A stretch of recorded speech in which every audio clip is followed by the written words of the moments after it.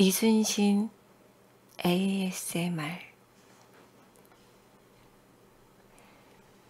이순신은 한국사에서 가장 위대한 인물의 한 표상이다. 그런 추앙은 그를 수식하는 성웅이라는 칭호에 집약되어 있다. 성스럽다는 표현은 그 자체로 범접할 수 없는 경지를 나타내지만 천부적 재능과 순탄한 운명에 힘입어 그런 수준에 도달한 것이 아니라 수많은 역경과 난간을 치열한 고뇌와 노력으로 돌파했다는 함의를 담고 있다. 그런 측면은 악성으로 불리는 베토벤이나 시선 200과 대비되어 시성으로 지칭되는 두보의 삶과 작품을 생각하면 수긍될 것이다. 인간의 행동 중에서 가장 거칠고 파괴적인 것은 폭력이다. 그리고 가장 거대한 형태의 폭력은 전쟁이다. 이순신은 그런 전쟁을 가장 앞서서 수행해야 하는 직무를 가진 무장이었다.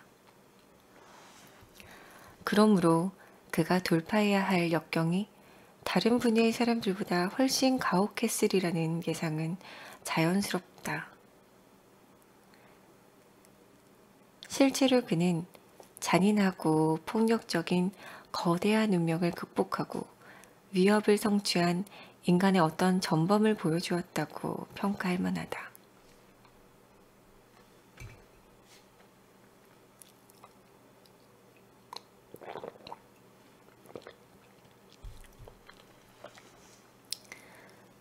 가계와 어린 시절. 이순신은 조선 인종 1년 3월 8일 서울 건천동에서 태어났다. 자는 여해, 시호는 충무다. 본관은 덕수로 아버지는 이정이고 어머니는 초계 변씨다. 그는 셋째 아들이었는데 두 형은 이희신, 이요신이고 동생은 이우신이었다. 어렵지 않게 알 수 있듯이 그와 형제들의 이름은 중국 고대 사막 5제 중에서 복희씨와 요, 순, 우, 임금에서 따온 것이다. 씨는 돌림자여서 큰 의미를 부여하기 어렵지만 부모는 아들들이 그런 성군을 섬긴 훌륭한 신하가 되라는 바람을 담았다고 축축할 수도 있을 것이다. 이순신이 성군을 만났는지는 확언하기 어렵지만 훌륭한 신하의 한 전범이 되었다는 것은 사실적으로 분명하다. 그의 가문은 한미하지는 않았지만 현달했다고도 말하기 어려웠다. 그의 선조들은 우뚝하지는 않았지만 일정 수준 이상의 관직과 경력을 성취했다. 우선 6대조 이공지는 판사 제시사를 지냈다. 가장 현달한 인물은 5대조 이변으로 1419년 진광시에서 급제한 뒤 대제학과 영중 추부살까지 올랐다. 그는 높은 관직을 지내고 82세까지 장수했기 때문에 그런 신하들이 들어갈 수 있는 기로서에 소속되는 영예를 누렸고 정정이라는 시호도 받았다. 증조부 이거도 1480년 급제한 뒤 이조 정랑, 정오품과 병조참의, 정상품 등의 요직을 역임했다. 비교적 순조롭고 성공적인 출세를 이어왔던 이순신의 가문은 조부 때부터 침체하기 시작했다.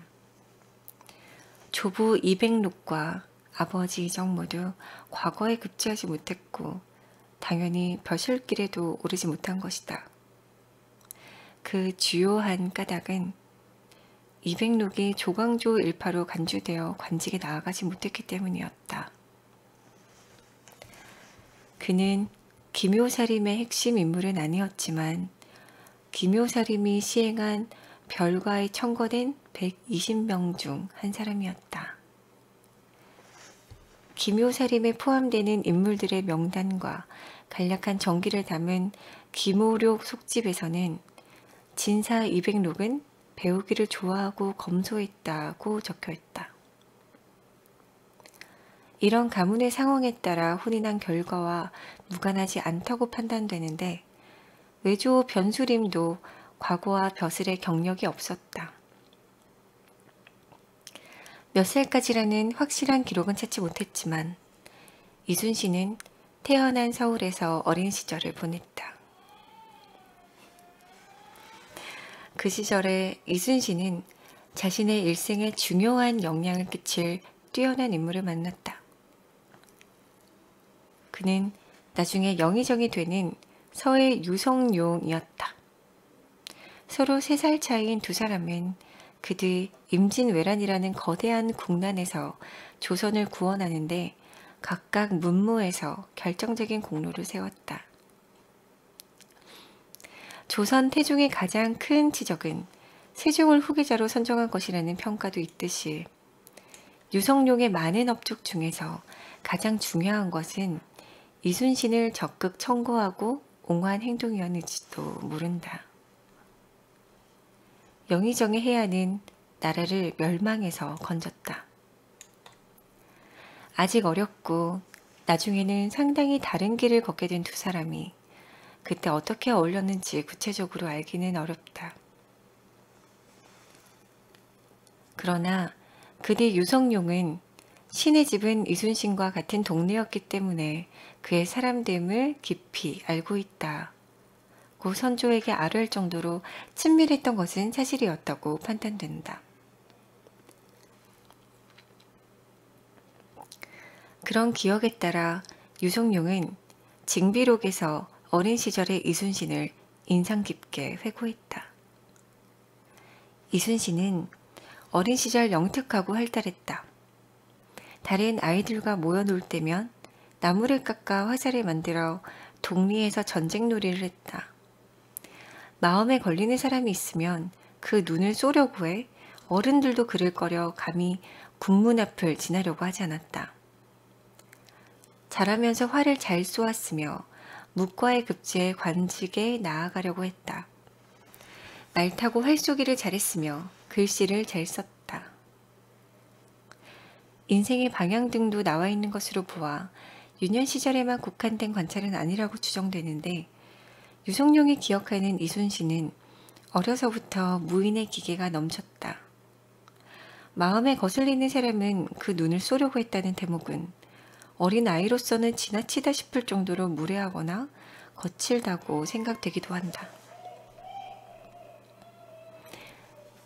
이 소리는 우리 남편이 무서운 게임을 하면서 지르는 비명소리이니 당황하지 않고 계속해서 잠에 빠져드시면 됩니다. 이제 혼인과 급제를 읽어드리겠습니다.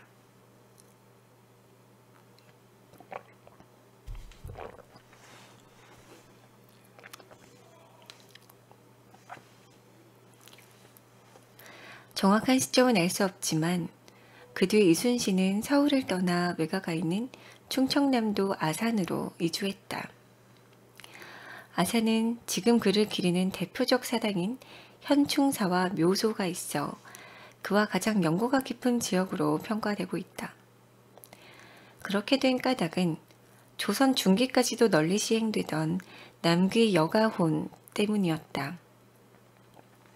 남자가 결혼한 뒤 처가에서 상당 기간 거주하는 이 풍습은 자연히 부인과 그의 집안인 처가의 위상을 높였다.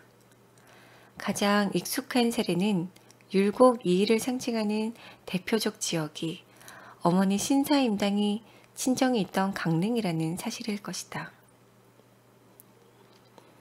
그 뒤 1565년 이순신은 20살의 나이로 상주 방씨와 혼인했다. 장인은 보성군수를 지낸 방진이었는데 과거 급제 기록이 없고 군수라는 관직으로 미루어 그렇게 현달한 인물은 아니었다고 판단되고 있다. 이순신은 방씨와의 사회에서 이회, 이울, 이면의 3 아들과 딸 하나를 두었다. 어릴 때부터 무인의 자질을 보였지만 그동안 이순신은 문과 응시를 준비해왔다. 10살 때부터 공부를 시작했다고 보면 그는 10년 정도 문학을 수업한 것인데 무장으로는 드물게 난중일기와 여러 유명한 시편을 남긴 뛰어난 문학적 능력을 쌓는 데는 이런 학업의 중요한 자산으로 작용했을 것이다. 그러나 그는 혼인 1년 뒤 인생의 방향을 크게 바꾸어 본격적으로 무예를 배우기 시작했다. 앞서 묵과의 급제에 관직에 나아가려고 했다는 유성룡의 회고는 이때의 사실과 관련된 것으로 보인다. 이순신은 5년 뒤인 1572년 8월 훈련원 별과에 처음 응시했다. 그러나 시험을 치르던 중 타고 있던 말이 넘어져 다리가 부러지는 부상을 입었다. 다시 일어나 버드나무 껍질을 벗겨 다친 다리를 싸매고 과정을 마친 것은 널리 알려진 일화다. 무장으로서 이순신의 공식적인 경력은 그로부터 4년 뒤에 시작되었다. 그는 1576년 2월 식년 묵과에서 병과로 급제했다. 그의 나이 31였으며 임진왜란을 16년 앞둔 시점이었다. 그의 일생 전체가 그러했지만 이때부터 부침이 심하고 순탄치 않은 관직 생활이 시작되었다. 험난한 관직 생활. 첫 임지화 직책은 급제한 해 12월 함경도 동구비보의 권관이었다. 동구비보는 험준한 병경이었다. 성문과 사곡은 호랑이들의 소굴로 우리 영토를 엿보내. 골짜기가 갈라져 하늘은 틈이 생겼고 강이 깊어 땅은 저절로 나뉘었네 라는 학봉 김성일의 시 학봉속집 제1권는 그런 거친 환경을 여실히 보여준다. 이순신은 그곳에서 횟수로 3년 동안 근부했다. 그렇게 만기를 채운 뒤 1579년 2월 서울로 올라와 훈련한 봉사로 배속되었다. 앞서는 거친 환경이 힘들었을 것이지만 이번에는 사람 때문에 불운을 겪었다. 병조정랑 정오품 서익이 가까운 사람을 특진시키려고 하자 이순신은 그에 반대했고 8개월 만에 충청도 절도사의 군관으로 좌천된 것이었다. 핵심적인 요직인 병조정랑의 뜻을 종팔품의 봉사가 반대한 것은 분명 이례적인 일이지만 즉각 불리한 인사조처로 이어진 것은 그리 이례적인 일이 아니었다. 많은 위인들이 그렇고 바로 그런 측면이 그들을 평범한 사람들과 구분시키는 결정적인 차이지만 이순신을 상징하는 가장 대표적인 면모는 원칙을 엄수하는 강직한 행동일 것이다. 이 사건으로 처음 표출된 그런 자세는 일생 내내 그를 크고 작은 공경에 빠뜨렸다. 그러나 징비록에서 이 사건 때문에 사람들이 이순신을 알게 되었다고 썼듯이 그런 현실적 불이익은 그의 명성을 조금씩 높여나갔고 궁극적으로는 지금까지도 그를 존경하는 역사의 보상으로 이어졌다고 말할 수 있다.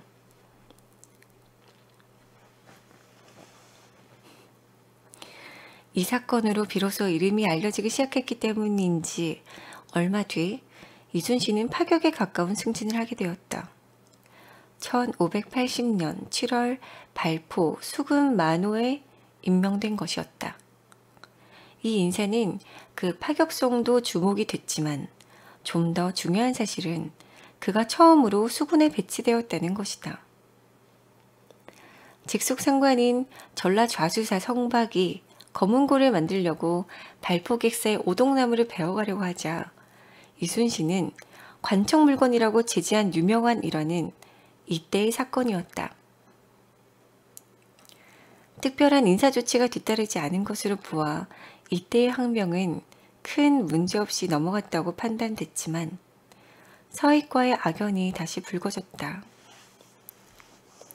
서익은 병기의 상태를 점검하는 군기 경차관으로 발포에 내려왔는데 이순신이 병기를 제대로 보수하지 않았다고 보고한 것이다.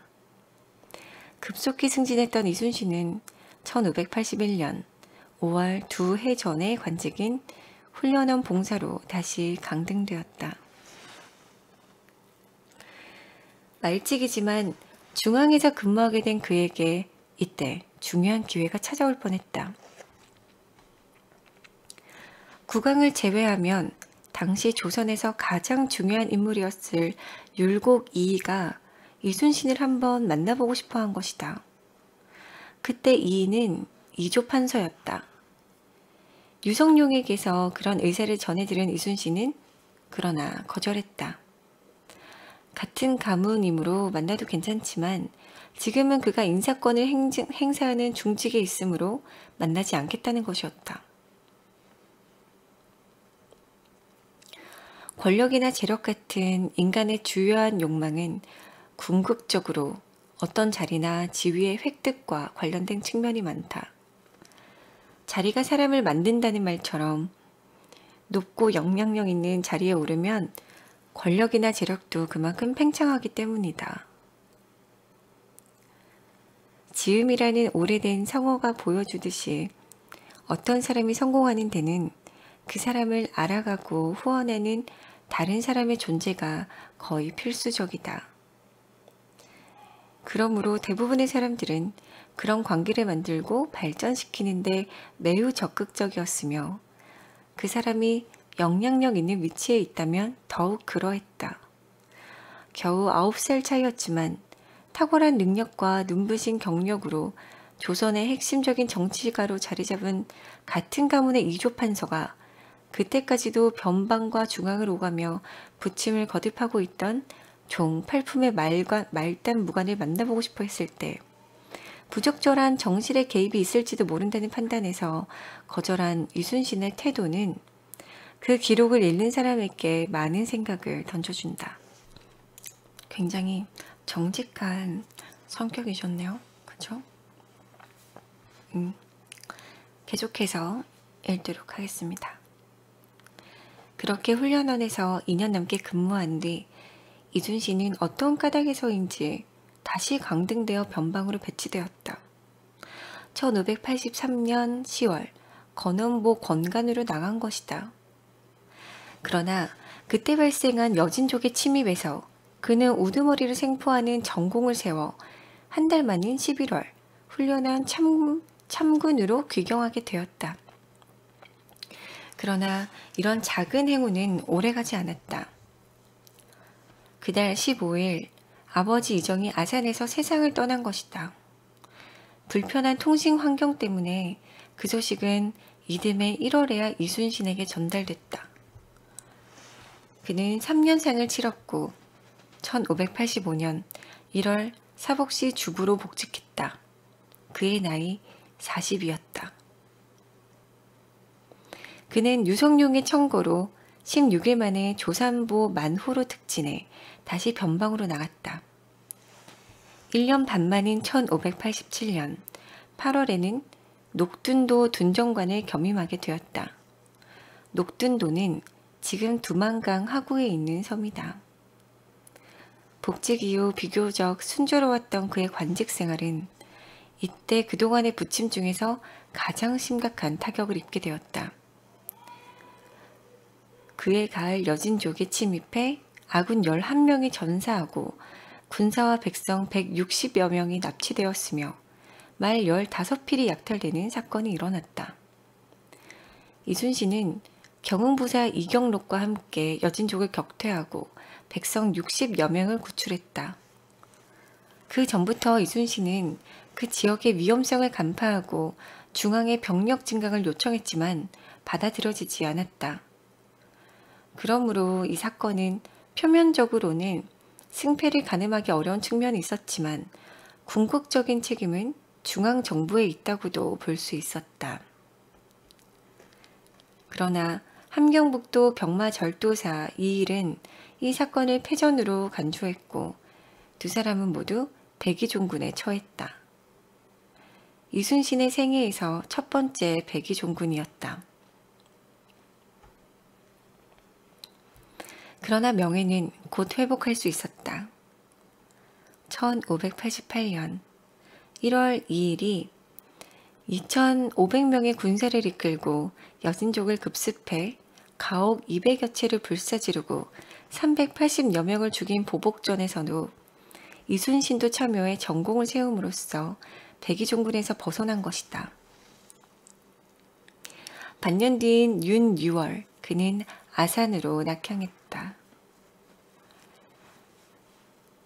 이때부터 임진왜란이 일어나기 전까지 그는 일부 대신들과 대간의 반대를 받기도 했지만 상당히 빠르고 순조롭게 승진했다. 1589년 2월 전라도 순찰사 이광의 군관으로 복직되었다가 10월 선정관으로 옮겼고 12월 정읍 현감에 제수되었다. 1590년 7월에는 유성룡의 추천으로 평안도 강계도호부 관내 고사리진 병마 첨절제사 종상품에 임명되었다. 굉장히 어려운 부분이네요. 한 번 더 읽어볼까요? 평안도 강계도호부 관내 고사리진 병마 첨절제사 종상품에 임명되었답니다. 이번에도 앞서 만호 임명 때와 비슷한 파격적인 승진이었는데 대신과 3사의 반대로 취소되었다. 한 달 뒤 다시 평안도 만포진 병마 첨절제사에 제수되었지만 역시 대신들의 반대로 무산되었다.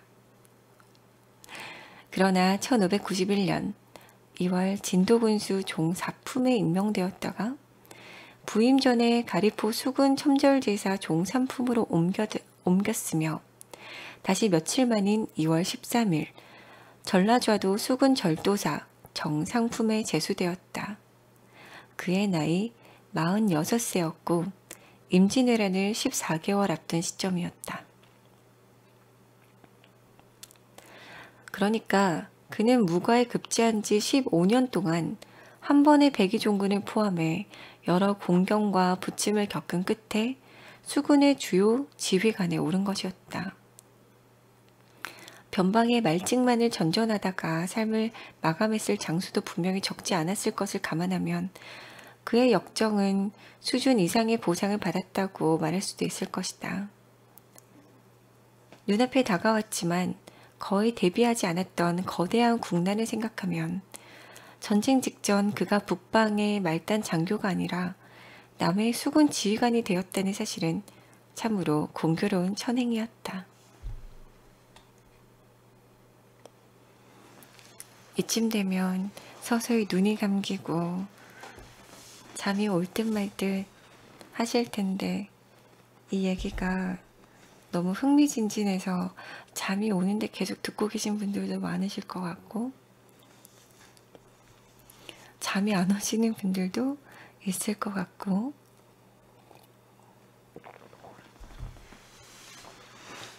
하지만 읽고 있는 저도 굉장히 나른해졌네요.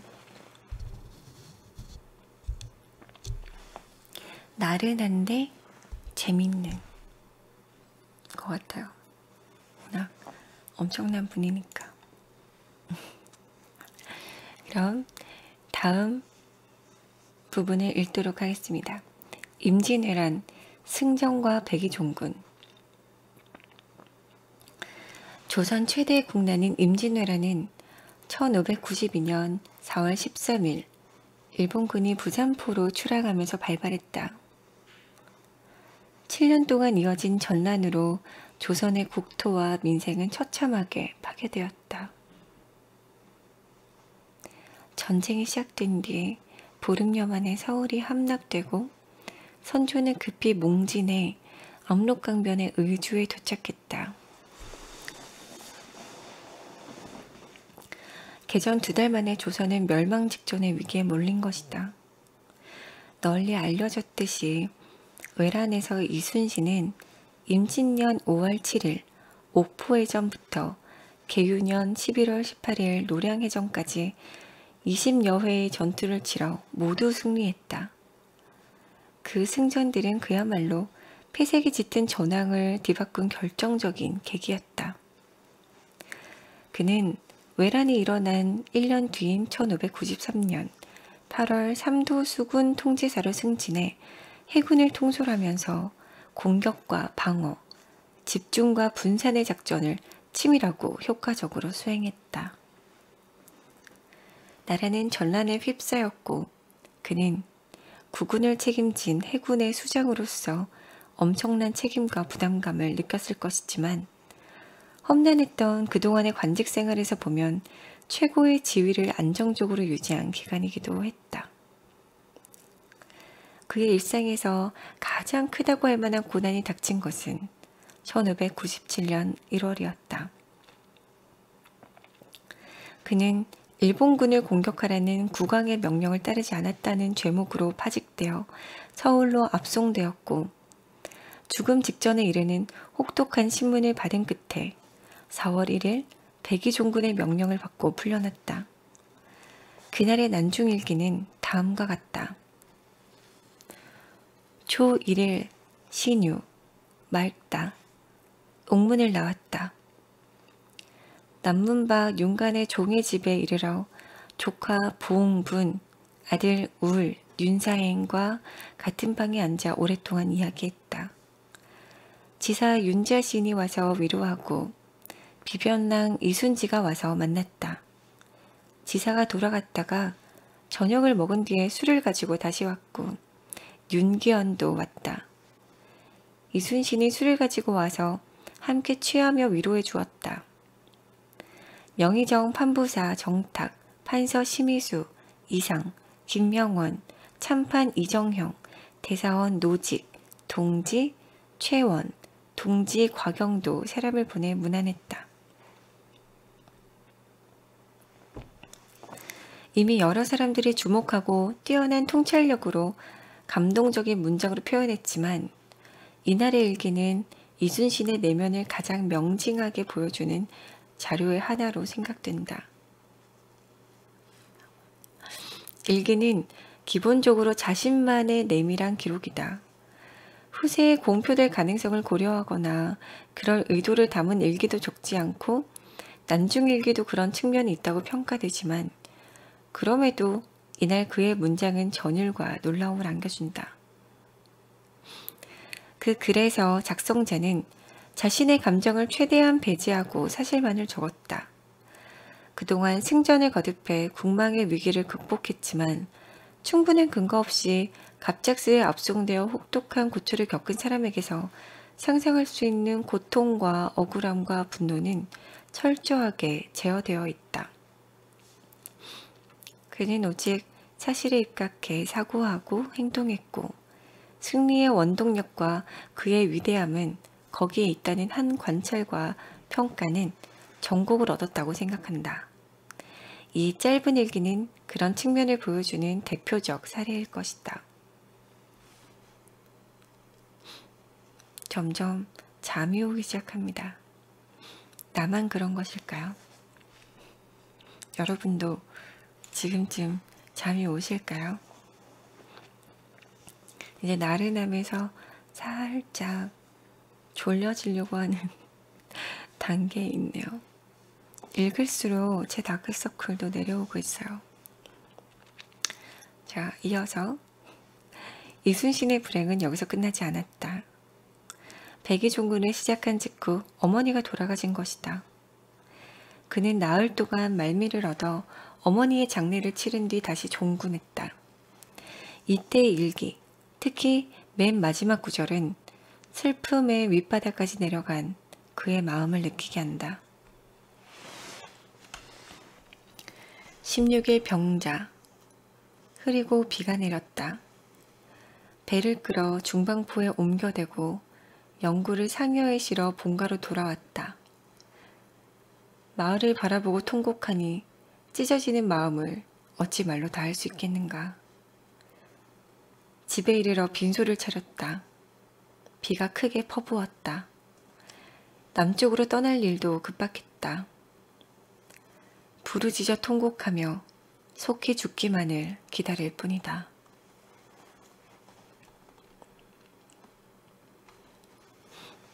뭔가 이 마지막 문장이 참 그렇네요. 부르짖어 통곡하며 속히 죽기만을 기다릴 뿐이래요. 자신이. 슬프다. 정유재란 복귀와 전사. 그동안 소강 상태였던 전쟁은 정유년에 재개되었다. 그러나 그해 7월 원균이 칠천량에서 대패하면서 수군은 괴멸되었다. 내륙에서도 일본군은 남원과 전주를 함락한 뒤 다시 서울로 진격하고 있었다. 전황이 급속히 악화되자 이순신은 다시 삼도 수군 통제사로 임명되었다. 임명교서에서 국왕은 지난번에 그대의 지위를 바꿔 오늘 같은 패전의 치욕을 당했으니 무슨 할 말이 있겠는가? 무슨 할 말이 있겠는가? 라고 말했다. 그때 그에게 남아있던 전력은 함선 13척이었다. 그 함대를 이끌고 한 달 뒤 그는 명랑해전에 나아갔고 스스로 천행이었다고 표현할 만큼 기적적인 승리를 거뒀다. 그때 그의 마음과 자세는 전투 하루 전에 쓴 필사즉생, 필생즉사라는 글씨에 담겨있다. 어머니가 돌아가신 뒤 속히 죽기만을 기다린다는 이순신의 절망과 피로는 셋째 아들 이면의 죽음으로 극대화되었을 것이다. 수많은 죽음을 목격했고 수많은 죽음을 집행했지만 아들의 죽음 앞에서 52세의 아버지는 다시 한번 통곡했다. 10월 14일 신미. 맑았다. 저녁에 사람이 천안에서 와서 집안 편지를 전했다. 열어보기도 전에 몸이 먼저 떨리고 정신이 어지러워졌다. 정신없이 뜯어보니 겉봉에 통곡 2글자가 써있는 것을 보고 면이 전사한 것을 알았다. 나도 모르게 간담이 떨어져 목 놓아 통곡하고 통곡했다. 하늘은 어찌 이렇게 어질지 않단 말인가.